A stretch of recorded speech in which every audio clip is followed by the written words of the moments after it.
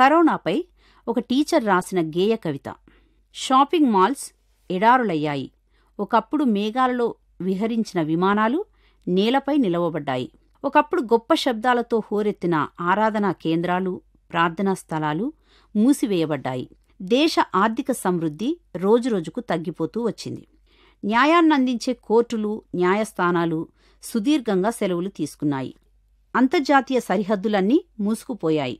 మనుషులు ఒకరినొకరు చూసుకోవడానికి భయపడుతున్నారు. ఒకరినొకరు కలుసుకోవడం లేదు. లంచాల కొరకు చాపిన చేతులే ఇతరులను పలకరించడానికి జోడిస్తూ ఉన్నాయి. ఉపాధ్యాయులు గత విధానాలకు భిన్నంగా విద్యార్థులకు పాఠాలు చెప్పడానికి ఎంతో కృషి చేస్తున్నారు. వైరస్ భయాన్ని బట్టి 3 అడుగుల దూరం పాటించవలసి వచ్చినప్పుడు కూడా టీచర్స్ పిల్లల ఎడల ప్రేమను ప్రదర్శించాలి. ఆయా కష్ట పరిస్థితులు, శ్రమలలో మునిగి తేలుతున్న ఒక వ్యక్తి తన స్నేహితునికి ఈ విధంగా ఉత్తరం రాశాడు. తనకు సంభవించిన విషయాలు కొంత అన్యాయంగా తోచినా ఆ కష్టం తన దగ్గరకు చేరేటప్పటికీ ఆ పరిస్థితి వల్ల తరువాత తనకు మేలు కలుగుతుందనే నమ్మిక ఏర్పడిందని రాశాడు. తన జీవిత పాత్రలోనివి తాగడానికి కష్టంగా లేక చేదుగా ఉన్నా చివరికి వాటి వల్ల కలిగిన అసౌకర్యం కంటే పొందిన మేలే ఎక్కువగా ఉందని తెలియచేశాడు.